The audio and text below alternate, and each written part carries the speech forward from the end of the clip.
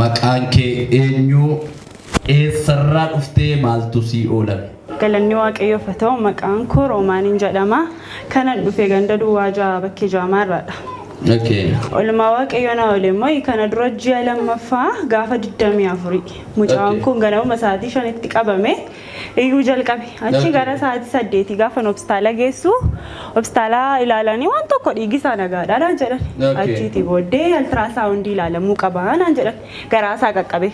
Hundaam deemaa jedhanii shooppiin hojjetanii turan doktariin biraa dhufee timaa kiyya mucaan kun buusimee naan jedhe gaafa buusee jedhu garaasaa akkasitti qaqqabee ilaale. Gaafa qabee ilaalu mucaan kun cirraas sirrii miti nu jedhe. Ishee altiraasaawundii as keessa ilaala as keessa yoo dhibame naashinaali deemaa ammumaa nu jedhe. Gaafa deemnu naashinaali gaafa deemnu altiraasaawundii ilaalee inni gubayyee sussim jedhe. Maalidha doktor gaafa jedheen jedhu achi booddee garaansaa marrummaan qallaa fi furdaan xalafamee jiraana jedhe. Mucaan kun amma sarjariin hojjetamuu fi qabu taanaan daqiiqaa iyyuu qabu naan jedhe. Anoo baay'ee opereeshinii amma ta'uu qaba naan jedhe.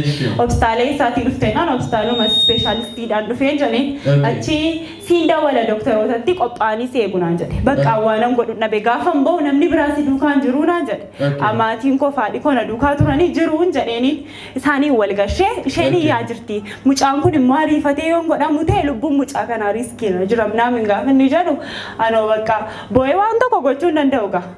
Nooree beena baay'aajiin kunootti ammuma geessaas ni dawwalameera dhee gaafa dhufnu doktoroonni bakka godhamuu qaba jedhanii sa'aatii masan. Gulukoosii daqiiqaa muraasa iyyuu fudhannee ammuma galuu qaba gaafa naan jedhan ishiin jedhee bakka.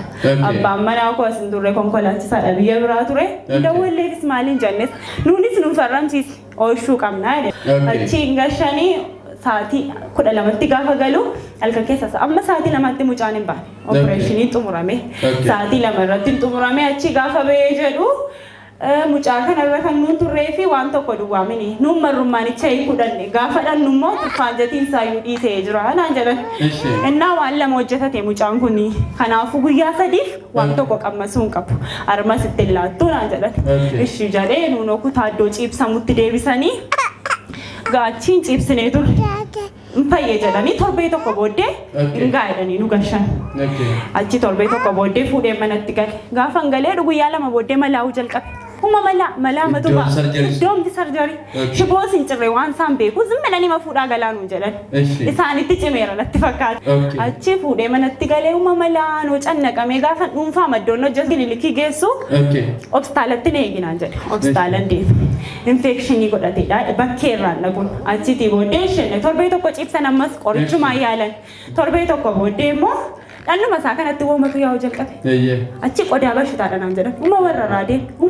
Guddachaa ma gaafa deemu amma immoo gaafa ilaalchisu qodaa bashitaadha kuni. Hikiminnaa qabu. Garuu Finfinnee geesse alaartoo hospitaalii waa mateessii gochuu danda'u naan jedhan. Achi ishi jedhee anoo bakka achi amma immoo riiferii sana geessane Finfinnee. Riiferii geessane gaafa jenneennu carraan fayyuusaa dhibbaadhaatti mokkoraa garuu qorichi kun yoo fayyiseenuu jette. Isas qidaamee deebi'ee qidaamee galee dafnoo ammas mucaan kun dhukkubsachuu jalqabe. Nyaatinni nyaatuun baasu milikkituma duraan arguu jalqabe. Achitti booddee obstaalumatti gaafa deebisee geessu amma immoo keessaan infekshiniidha. Diggaamee ta'uu qaba mucaan kun lammaffaa opereeshinii ta'ee ilaalamu taanaan keessisaa dhibee garbiraatti ta'uu danda'anaa jedhe ammas naashinaaliimti. Achi sana booddee obstaalatti deebifnee qaniinsaa roobii ture kasaatii ani hin beeku waldaa kanayyuu obboleettii koodha isheen immoo waldaa wayii jira laga xaafii keessatti geessina naan jette. Bakka amboo'ee waan tokko fudhadhu malee waaqayyoon yoo fudhattee fudhadhu situ naa laate silas. Waan an gochuu danda'u qabu fudhadhu bakka anoo eessayyuu hin geessu hin gochisiisu sin jedhee achi sana booddee hin jedhiin kottati naan jette waaqayyo. Istiilee galateeffadhaa mee waaqayyo sagalataa qabataa. Achi booddee waaqayyoon hooshaanuma geessina naan jette. Ishiin jedhe abbaan manaa koo amanaa mini ortodoksiidha. Achiin ammas iddoo hojiitti deebi'eera gadi nu ergee dhufee ture kontiraata wayii galee ture Dirreedawaa deebi'ee deeme. Dawwalee fi cherchii geessaan jira bakka akka sedhan ammas jedhee mana namatti hime mul'uma isaa. Achi sana booddee ishee bakka waaqayyoo sinaa gargaaru waan an jedhu hin qabu minaa jedhee hin dhufne achi bukkeen taa'e. Achi yeroo kadhatamu as ba'aa ijoolleen warruma dhukkubsatan gaafas baastanii kadhatanii fuudheen as ba'ee gulukoositti baasan isa mucichuu zeeroo ta'eera bakka sirrii miti. achiin kadhattaniif zayitii dibdanii hunda saayyuu isinitti meen ture qodaa bashutichas ji'a lama booddee mucaa kee nagaasaa fiddee dhuftaanaan jettan ji'a lama booddee isin galata midhaame waaqayyoodha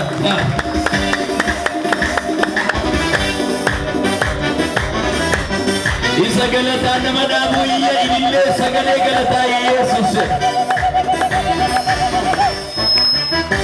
ji'a lama fideere mootii ji'a lama iyyuu caaleef anaaf naamni jennee akka kootti uumam fidan jedha yeroo hundumaa waamatee innaa aggaattamu seexanadha kunis fayyuu basaayinaa feedha ji'a lama mini gara ji'a sadii fixeera kunoo dhugaadha malkii isaatti deebi'ee isii galata midhaame waaqayyoodha amma iddoo madaasaa akkami haala kamirra jira fayyaadha muluu bamuluu waaw haleluuyaa takkaayyoon dhukkuba sirratti argeen beeku nagaa masaadha fayyuu isaatiin seexanuma nuu morma fayyaa masaadha isa nagaatti nama deebisee galataaf nama ijaaru waaqayyo galata ta'uudhaaf caawwa irraa hafee baay'ee bareedaadha seexana doorsisaa irraa baga gammaddee namoota lafa kanaaf haaraa ta'anis miidiyaadhaan namoonni nu hordofan jiru tarii waan argite irraa dhaamsa namootaaf qabdoo jiraate.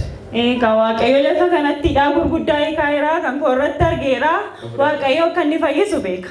Milikkita isaan guyyaa lama booddeen arge. Guyyaa lama booddee mucaan keen godhamu nagaadhaan jedhan deebisanii. Isaanumatu doktorotumatu deebisanii godhamu boo'innaan jedhan baay'een bu'aa ture egaa baay'ee waaqayyoon dhiphisan ture. Bakka waaqayyo hidhaama gurguddaa eega. Awwaan guddaa argeera lafa kanatti waaqayyo. Yoo as fiigan furmaatee jira jechuudha. Baay'ee. Isa lafa kanarra furmaata kaa'e waaqayyoof galata fidaa. Gooftaan ulfaatu baga gammaddee baga waaqayyo si gammachiisee maal takkasitti dhaga'ame yaada ibsan. Waaqayyo fagalatu ani maqaan koo Fireeyoota Shaagireen jedhama. Kan hin jiraadhu ganduma duwwaa lamaasidha. Dubbii isheen amma dubbatte dubbii salphaa miti waaqayyo baay'ee nuuf dhaabate. Gara waldaa kanaan namoota as dhufantu na fidee yeroo tokko tokko darbee dhufee nan waaqeffadha. Waan waaqayyo asitti hojjetu baay'ee argaan ture. Kanaaf gaafa mucaan kun jalqaba opereeshinii ta'e akkuma tasaadhatti yaadiinuma ganamuma nagaa ture. Gara sa'aatii 10 keessatu nu bilbilteetu akkasidha kottaa innaan hospitaalatti barbaacha dhanne yeroo sanaaf ta'ee fayyeera jedhamee gara manaatti erga deebi'ee booddee tutturee gaafa akkas torbee tokko ta'ee mammala'uu deebi'ee hospitaalatti gaafa deebi'u infekshinii uumuu barbaadedhanii dhumatu ammas guyyaa 5 tokko tursanii hin galle sana booddee ammas deebi'ee dhukkube infekshinii keessaati jedhanii sa'aatii sanatti mucaan baay'ee miidhamee isa dura gaafa jalqabaa dhukkubsate walitti mallattoon dhukkubbiitti dhagaa armii illee qabatee hodhuu hin dandeenye fiizikaaliin isaa baay'ee jijjiiramee ture gaafa as finne fiizikaaliin isaa baay'ee jijjiiramee abdii nu kutachiisee ture. Sanaan booddee lammaffaa ta'a jedhanii iddoon kennamee fi mucaan iddoo qabatee jira ture. Booddee bakka sa'aatiin isaa booddee ganama sana finna naannoo mijachuu didee ultiraasaawundii kaasanii mucaanis baay'ee bo'aan jeeqa ture.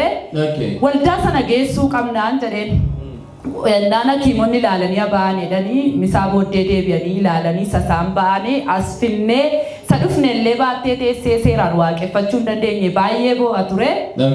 Dhumarratti erga lallabdanii booddee dhukkubsattootaaf kadhatama as ba'aa jennaan baattee as baatee baay'ee dhukkubsattootaaf kadhatamaa ture anillee taa'ee inni baay'ee ishee rakkisaa asitti dhukkubsattootaaf gaafa kadhatamu maali yaa waaqayyo bira darbuuf immoo jedhe carraan dafee bira geenye garuu zayitii eeggachaa turtaniitu zayitii dibataa irratti kadhachuu fi itti gootanii kadhattanii fi ji'a lama booddee bilisa dhuftee dhugaa baataa ittiin jettanii akkasitti waaqayyo nu gargaaree mucaa du'aa feegame yeroo san amma kana jabaanne ji'a 5 ture waaqayyo nu gargaaree du'a nu oolchee kanaaf sabni waaqayyo guddaa waaqayyo nu galateeffadhaa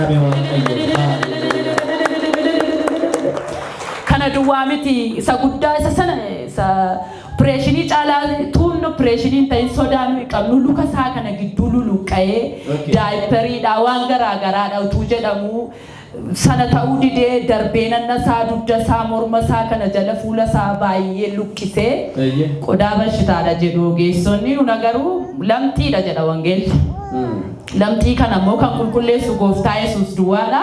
Qoricha lamxiin qabu tasuma umuriin jiraadheettanii nagarree rifarii godhanii fi rifarii sana gaafa geessinu isinii fi fayyisa dhibbaa dhibba jechuun dandeenyu garuu daa'ima waan ta'eef gargaaruu danda'a waan jedhamu qorichuma dibatamu wayii laataniif.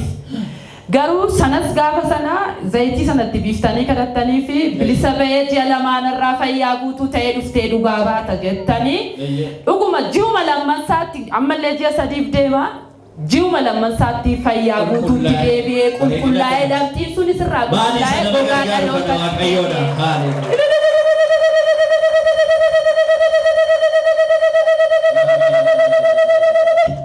Dhaamsa maal qabdu meessa bakanaaf namoota haaraadhaaf ta'a. Ani dhaamsa naamu hundumaa gararraa kan jiru ogeessotaa inni ta'e beekaa beektotaa inni ta'e hangafi nagaa waan hundumaa lafa kanarra jira waldaa kanarra jira ergamaa isaa kanaa wajjin jira sabni dhageessan kan gurra qabdan kottaa itti gargaarama waaqayyo hidhaa keessanii gaaffii keessaniin deebisaa dhibee keessanitti isin fayyisa kanaaf kottaa itti gargaaramaan jedha waaqayyo isin haa eebbisu inni nu gargaare immoo nuuf haa eebbifamu jedha.